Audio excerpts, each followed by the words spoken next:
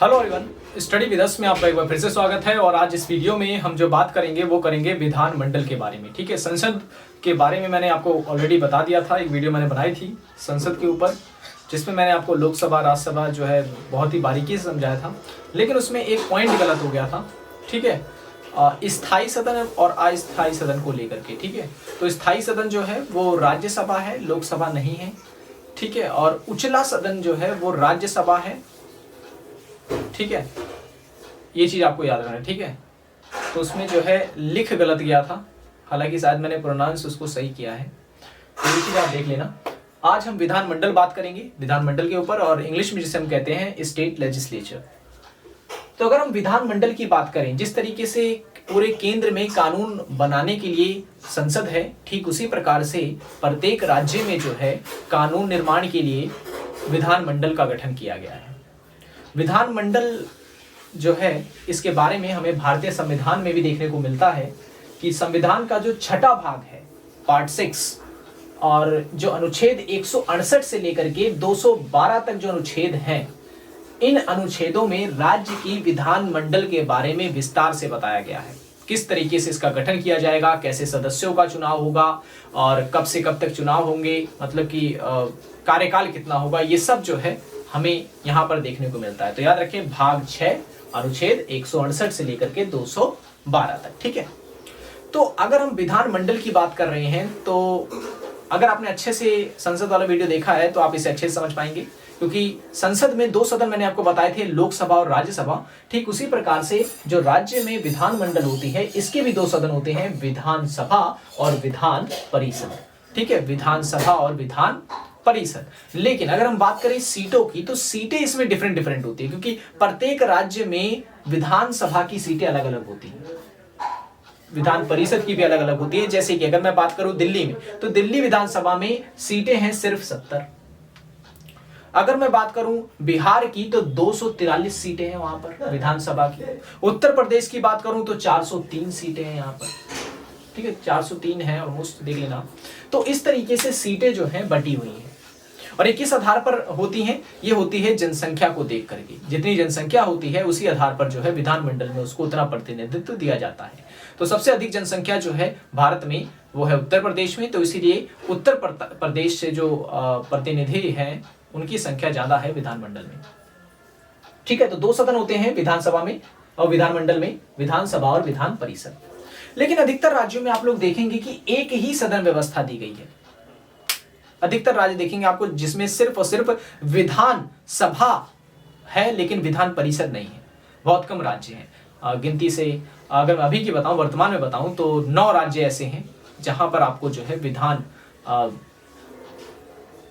सभा में, विधानमंडल में 2 सदन देखने को मिलते हैं, जिसमें केंद्र शासित प्रदेश भी शामिल है। ठीक है, यहाँ पे 9 जब मैं बोल रहा हूं तो, जैसे कि महाराष्ट्र हो गया, दिल्ली हो गया, ठीक है, मध्य प्रदेश हो गया, तेलंगाना हो गया, आंध्र प्रदेश हो गया, ठीक है, बिहार हो गया। तो यहाँ सब जो है द्विसदनात्मक विधानमंडल है। ठीक है, तो विधानमंडल की जो सीटें होती हैं वो राज्य की जनसंख्या के अनुसार होती हैं, ये आपको याद रखना है। और विधान परिषद जो है वो हर एक राज्य में नहीं होती है। ठीक है, अब बात करते हैं विधानसभा से जुड़ी हुई सारी की सारी, पहले फिर मैं विधान परिषद पे आता हूं। तो विधानसभा में अगर सीटों की मैं बात करूं, तो संविधान में स्पष्ट लिखा गया है कि संविधान के अनुसार जो विधानसभा है इसमें सदस्यों की संख्या 500 से अधिक नहीं हो सकती है। ठीक है, अधिकतम 500 सीटें रहेंगी, और निम्नतम की अगर हम बात करें तो 60 सदस्य जो हैं इसमें हो सकते हैं विधानसभा में। ठीक है, लेकिन ये अपवाद भी है, कई ऐसे राज्य हैं जहां पर विधानसभा की सीटें जो हैं वो 60 ना होकर के और कम है। हालांकि संविधान में बोला गया है कि 500 से अधिक नहीं होनी चाहिए, ठीक है, और 60 से कम नहीं होनी चाहिए। लेकिन सिक्किम में देखेंगे आप, आंध्र प्रदेश में देखेंगे आप, आंध्र प्रदेश का सॉरी, अरुणाचल प्रदेश में देखेंगे आप, या गोवा में देखेंगे आप, तो यहाँ पर सीटें 30 सीटें हैं। ठीक है, तो ये अपवाद में हम इसे ले सकते हैं, लेकिन इतना पॉइंट याद रखना है कि विधान परिषद में जो सीटों की संख्या होगी वो 500 से अधिक नहीं हो सकती और 60 से कम नहीं हो सकती। ठीक है, नामित सदस्यों की अगर हम बात करें, तो राज्यपाल को यह अधिकार है कि वो एक आंग्ल भारतीय समुदाय के व्यक्ति को जो है सदस्य नियुक्त कर सकता है। और कार्यकाल जो होता है विधानसभा में सदस्यों का वो 5 वर्ष का होता है। ठीक है, लेकिन विधानसभा जो है वो उससे पहले भी भंग हो सकती है। ठीक है, उससे पहले भी भंग हो सकती है। और जो विधानसभा होती है, जैसे कि लोकसभा में उनका अध्यक्ष स्पीकर होता है, ठीक उसी प्रकार से विधानसभा में भी विधानसभा का एक अध्यक्ष होता है, जिसका काम होता है कि सभा में जो विधानमंडल है, विधानमंडल में जो विधानसभा है, वहां पर कानून व्यवस्था बनाए रखना। ठीक है, कोई जो विधेयक है वो धन विधेयक है या वित्त विधेयक है या नहीं है, इस बारे में निर्णय देना। ठीक है, ये भी जो है विधानसभा के अध्यक्ष का काम होता है। ठीक है, शांति व्यवस्था बनाए रखना, मतदान वगैरह करवाना, ये सारा का सारा कार्य जो है इसमें आता है। और विधानसभा का जो अध्यक्ष होता है उसके पास ये भी अधिकार होता है कि अगर विधानसभा में सदस्यों की संख्या कम है तो वो चाहे तो संसद को स्थगित भी कर सकता है, मीटिंग कैंसिल कर सकता है। ठीक है, या मीटिंग तो नहीं कहेंगे हम इसे कह सकते हैं आप, ठीक है, मीटिंग ही समझिए, अभी कुछ ऐसा वर्ड मुझे याद नहीं आ रहा है। ठीक है, सदन कह सकते हैं आप, सदन। ठीक है, तो ये काम होता है विधानसभा के अध्यक्ष का।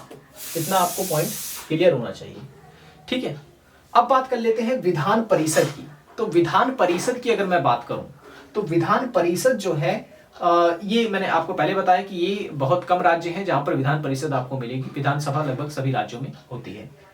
सदस्यों की संख्या अगर मैं बात करूं यहां पर, तो ये स्पष्ट कहा गया है कि विधान सभा में जितने सदस्य होंगे उसका 1/3 सदस्य जो होंगे वो विधान परिषद में होने चाहिए। ठीक है, और कम से कम 40 तो होने चाहिए। ये अधिक से अधिक है 1/3 और कम से कम होने चाहिए 40। यानी कि अगर मान लो विधानसभा में 90 सदस्य हैं तो विधान परिषद में 1/3 यानी कि 30 सदस्य होने चाहिए। ठीक है, लेकिन यहां पर यह भी कहा गया है कि 40 से कम नहीं होने चाहिए। ठीक है, 40 से कम नहीं होने चाहिए। ये पॉइंट आपको नोट डाउन करना है, पूछा जाता है एग्जाम में। निर्वाचन पद्धति की अगर हम बात करें तो विधान परिषद के जो नेता होते हैं ये अप्रत्यक्ष रूप से चुने जाते हैं, यानी जनता इन्हें नहीं चुनती है, ये अप्रत्यक्ष चुने जाते हैं। जैसे कि 1/3 जो सदस्य होते हैं वो स्थानीय निकाय यानी कि जो नगर पालिका वगैरह होती है उनके द्वारा चुने जाते हैं। 1/12 सदस्य जो होते हैं 3 वर्ष से स्नातक निर्वाचित जो लोग होते हैं, ठीक है ना, उनके द्वारा चुने जाते हैं। 1/12 सदस्य ही निर्वाचन 3 वर्ष से अध्यापन का जो कार्य कर रहे हैं लोग, वो लोग करते हैं। 1/3 सदस्य जो होते हैं उनका चुनाव जो है विधानसभा के सदस्यों द्वारा किया जाता है। ठीक है, और 1/6 सदस्य जो होते हैं वो राज्यपाल के द्वारा नियुक्त किए जाते हैं।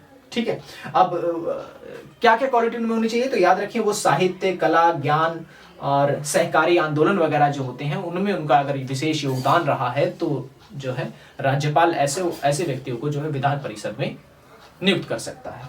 बात करें अगर यहाँ के सभापति की, क्योंकि यहाँ पर क्या होता है, विधानसभा का अध्यक्ष होता है, यहाँ पर होता है विधान परिषद में विधान परिषद का सभापति। और विधान परिषद का सभापति, अधिकतर लोग गलत कर देते हैं आंसर, उपराज्यपाल लगा देते हैं। बिल्कुल नहीं ऐसा, क्योंकि राज्यसभा में ऐसा होता है कि जो उसका सभापति होता है वो उपराष्ट्रपति होता है, लेकिन विधान परिषद में से जो सदस्य होते हैं उसी में से एक सदस्यों को जो है सभापति बनाया जाता है। ठीक है, सभापति बनाया जाता है, ये पॉइंट आपको याद रखना है। और हर 2 वर्ष में 1/3 सदस्य जो है इसमें निकलते हैं और नए सदस्य आते हैं।